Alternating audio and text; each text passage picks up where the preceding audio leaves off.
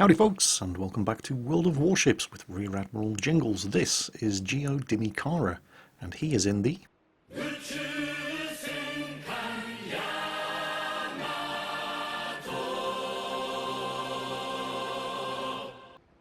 That never gets old.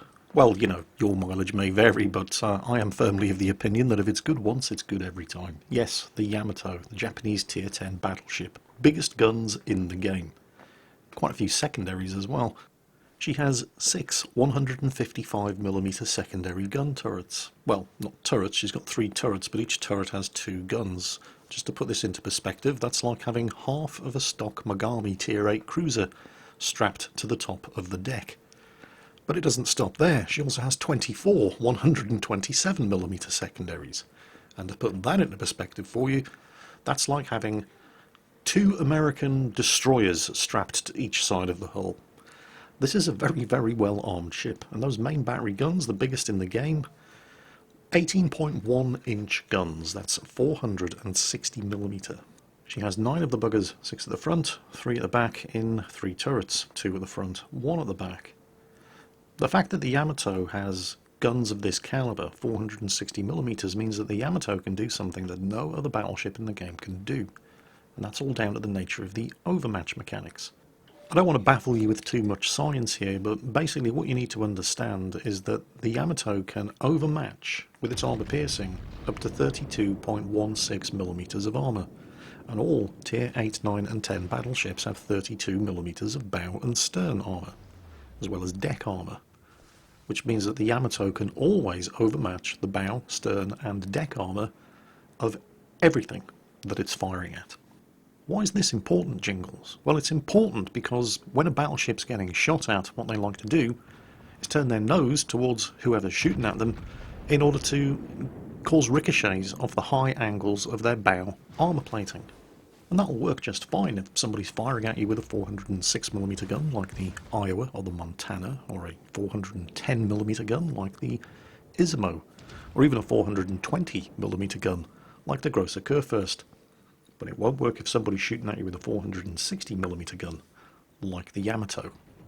The Yamato will giggle uncontrollably at your puny attempts to angle the bow plating of your battleship, as his 460mm shells just smash right through and probably citadel you from the front.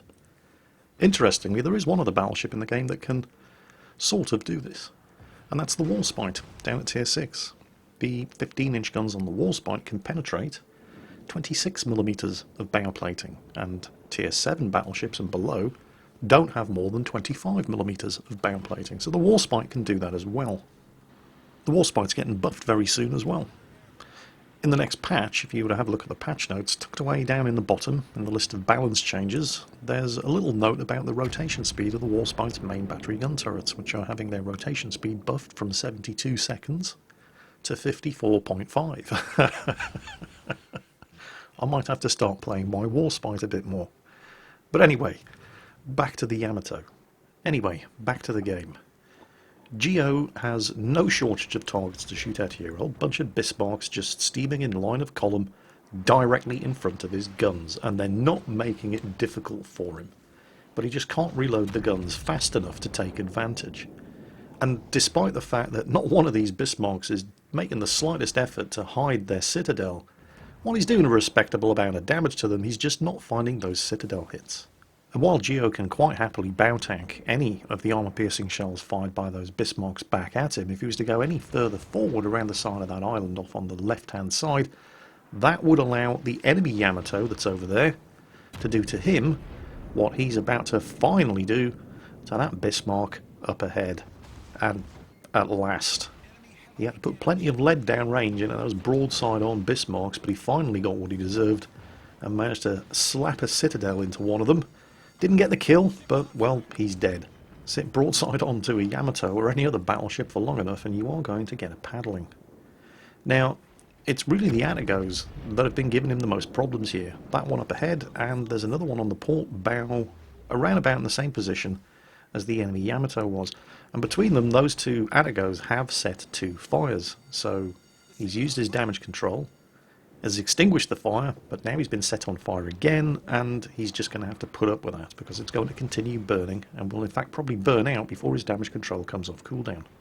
Unless, of course, he gets set on fire again, and with the volume of high explosive fire coming in his direction, that is a distinct possibility. And even though he's bow tanking the battleships up there, he's not completely immune to armor-piercing fire either. They're not going to be able to citadel him from the front, but there's plenty of superstructure that those shells can smash through as well, and while they're not going to do full damage, with enough fire coming in his direction, it's going to start to add up. Now Geo did stop to take a look and is aware that one of the Bismarcks has worked its way partially around to the starboard side, but that Attigo up there is still presenting a much better target, so he fires at the Attigo instead. Disappointingly, none of those shots hit. Looks like the Bismarck's coming under air attack. There are some torpedoes heading in, so once again he directs his fire at the most favourable target, a broadside cruiser. And again, very disappointing. Did some damage, knocked a gun out, but he hasn't really had much luck with his shooting so far. He's put an awful lot of fire into broadside targets, and he's only had the one citadel. Well, me and my big mouth. Okay, that was quite satisfying. Okay, the Bismarck and the Megami are now on low health, but player 3 is about to enter the match in the shape of another Bismarck, and that friendly Hipper up ahead is not going to distract them for much longer. In fact, well, he's dead. So now they have nobody else to shoot at other than Geo here in the Yamato.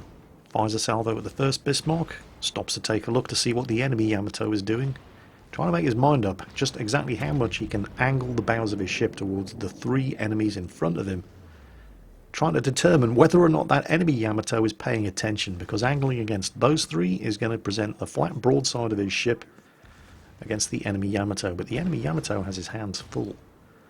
So he pretty much has the undivided attention of these 3 and can afford to angle against these 3 and these 3 alone. So, how do you prioritise your target selection? If there's a target that you can sink, or stand a good chance of sinking with your next salvo, like that Megami, you sink them. If there's nothing available that you can guarantee you're going to sink, then you aim at whatever you can do the most damage to. Who's giving you the best and easiest target? And at the moment it's that Bismarck right up there. He's hammering him with the secondaries, shots out with the main guns, penetrates, not enough to sink him. Torpedoes coming in, those will have been fired by the Megami. Shooting for the stern of the Bismarck up ahead, penetrates him right through the stern of the ship. No citadel, however. Again, not enough to sink him. He's concentrating his secondaries, because they have the best firing arc, at the Bismarck over there, and he is coming under air attack. But the friendly carrier has vectored fighters to defend him from the torpedo bombers, who only managed to get 2 torpedoes away. The secondaries finish off the second Bismarck. That just leaves the first Bismarck, who's trying to stern tank him, but this is a Yamato. You can't do that. And so he gets a double strike, nails both Bismarcks within seconds of each other, gets himself the double strike award, but that torpedo hit from the one torpedo that got through didn't cause any flooding, but it did disable his engine. You can see the flames coming from his smokestack there. And with his damage control on cooldown, there's nothing he can do about it immediately, as he puts some shots in the direction of the Hipper over there, who's peppering him with high explosive fire as he turns tail and runs the hell away. But it's not the Hipper that's going to cause him problems, because the enemy Yamato has finally realised that he's a sitting duck, and that could have been a damn sight worse than it was. Looks like most of those shots went through the superstructure and over-penetrated, but he still took a fair chunk of damage there. And he's taken more, as that Hipper over there keeps working him over with a high explosive from his main batteries as he attempts to open up the distance, and manoeuvres furiously to avoid getting hit by these monster 18.1-inch shells, but he's managed to hit him anyway. And there's the Confederate award. Keeps taking a look over to the port beam to see what that enemy Yamato is doing, because he's fired a couple of salvos now at that Hipper in the length of time that he took that hit from the enemy Yamato, but no fire seems to be coming in from the enemy Yamato, and the reason for that is because he just doesn't have the line of fire. There's an island obscuring his view. He is too close to the island to be able to fire over it. So Geo keeps up the fire at the Hipper while paying very careful attention to where that Yamato is. He's used his damage repair, he's recovering some health. That Yamato is going to have a firing solution very soon. He's going to need all the health he can get. Geo, again, checking the position of the Yamato. The Hipper's finally managed to set him on fire. Geo's calculating that he can afford to get one more salvo off against that Hipper, and then he's going to have to turn his ship and his guns in the direction of the enemy Yamato that's just about to nose around the headland of the island up ahead. Yep, here he comes. Now, while the Yamato can, with armour piercing, overmatch the bow and stern plating of any ship at any angle, it can't overmatch the belt armour plating at any angle, and that guy is turning as he comes around the corner, so Geo aims for the bows. And he does penetrate, and he does do a fair amount of damage, but he gets punished heavily in return. So now we've got the clash of the titans. Two Yamatos, the enemy Yamato with more health, but on fire from Geo's secondaries. They're both angling towards each other, so the only place they can penetrate each other is through the bows of the ship, but that guy still has a lot of health. Geo's either going to need a citadel or a lot of AP penetrations, and he citadels the Yamato right through the nose of the ship. The shot totally overmatched the bow armour plating, which is only 32mm thick, crashed right through the citadel of Warships plating and blew him up with shots fired from the front. The Yamato is the only ship in the game that can do that.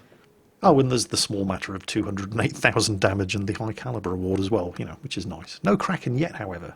He's still only on 4 kills, despite having done 208,000, hell, nearly 209,000 damage. I'm sorry, but this ship is hilarious. It really, really is. Right, our next victim is going to be this Atago, who must have been feeling quite generous today, because he is about to give Geo a target that even a blind man couldn't miss. I mean, look at that.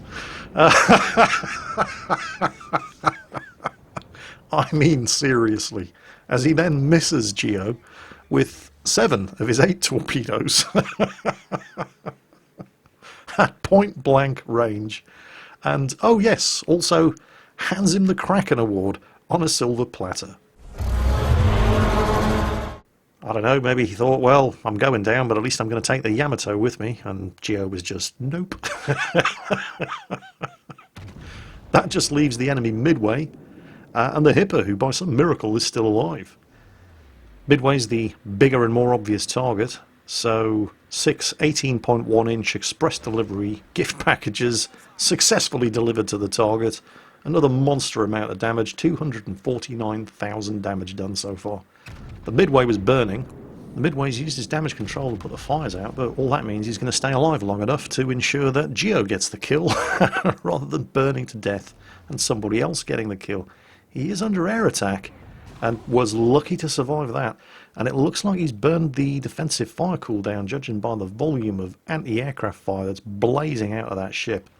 But Geo's about ready to have another go and finish the job he started, so he gives the Midway the 2 front turrets and saves the rear turret for the Hipper. And, yep, he's managed to nail the Midway with yet another citadel. Shots out at the Hipper, last ship alive on the team. Wow, that was kind of lucky. But, I mean, look at this. He's a tier 8 cruiser, he's badly damaged, he's spotted, he's coming under air attack, there's a Yamato shooting at him, and he's the only ship left alive on his team in a tier 10 battle against 5 enemies. He's not having a very good day. And it's not going to get any better.